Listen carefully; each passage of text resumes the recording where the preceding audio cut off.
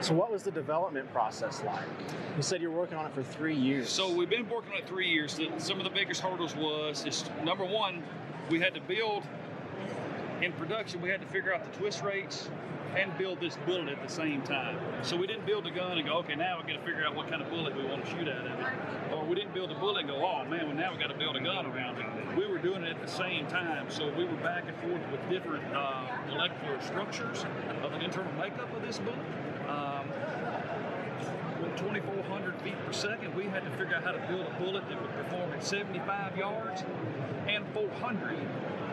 That is a task in itself. That's a year right there, just trying to figure out the internal makeup of this sucker so it wouldn't blow up all the pieces at 50 yards and then not mushroom at 400. So we had to figure out what made it work all across the board with this kind of muzzle velocity. Then we had to figure out, with this being full bore bullet, we had to figure out what twist rates we need. We went through from 1 in 30 to 1 in 14. This is 1 in 22. Yes, sir. 1 in 22.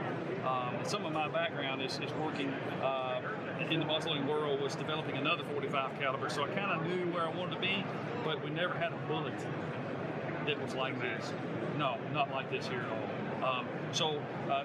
Barrel twist rate, barrel length, bullet makeup, bullet weight, the BC of the bullet, how long we wanted to make it, and then making this action to where it was a 700 footprint, but could not be manipulated.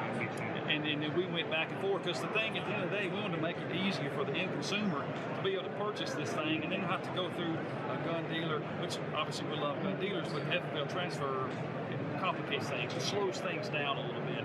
So one of the biggest hurdles was making this where it could not be manipulated and making a patented process of this action design to where it could be tweaked. But at the end of the day, we got an amazing performing rifle. I have shot it a whole bunch, a 400, sub-MOA 400, which is 4-inch group or less at 400. Kinetic energy for whitetail kind of stuff. It's typically about 900 foot-pounds is what on the low end. This gun at 400 yards has about 1,700 foot-pounds of kinetic energy with that bullet. Whoa. It's a whole lot of energy downrange, and what's amazing is this, so I was in Iowa and Missouri right before I got here and shot a couple of really good whitetail up there. One I shot at 50, one I shot at 300. The bullet performed identically the same on both distances. And so far this year, of course, I got pro staff guys across the country and TV shows that are using this gun. We've shot grizzlies, a ton of elk, a half a dozen moose with it, and then of course a load of whitetails. But animals across the spectrum as far as body size, body mass, location across the country, they've all been knocked down one bullet, one kill shot with this setup here. So it performs all across the board, from an 80-pound doe in the south to a Newfoundland moose that weighs 1,400 pounds. That's why it took so long to figure out how to make this thing work all across the world. Because you can't run down to the local big box sporting goods store and pick up, okay, well next week I want to hunt moose, so I need a 212 grain bullet, and then tomorrow I'm going to hunt whitetail and I need a 180 grain bullet. We got one bullet, we had to make it work all across the board. That was a big task to get it all figured out. And we worked hand in hand with Power Belt to get all this figured out, and that's what we ended with.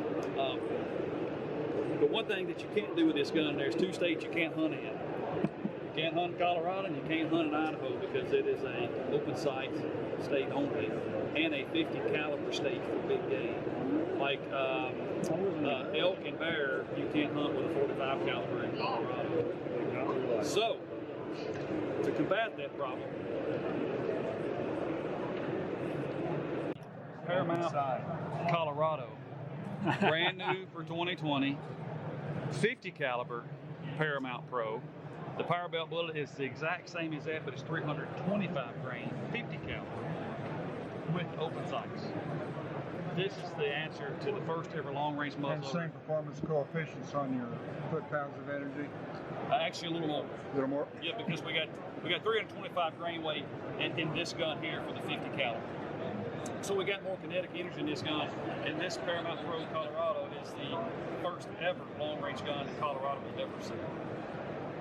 It performs just as good. The only limitations we have now is we just don't have magnification help with running optics. But we worked and try to figure out our best scenario of open sights, and that's running a peep sight and a hooded sight up front. So this here Colorado is pretty crazy too, and it's going to change muzzleloader season in Colorado like nobody's business.